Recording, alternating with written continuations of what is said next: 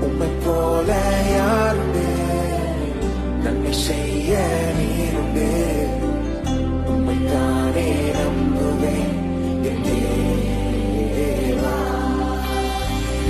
உம்மைத்தான் எந்தன் வாழ் ஆதாரமாய் நினைத்து உள்ளே நீரில்லா எந்தன் வாழ்க்கை வீணாய்த்தானே போகும் ஐயா. உம்மைத்தான்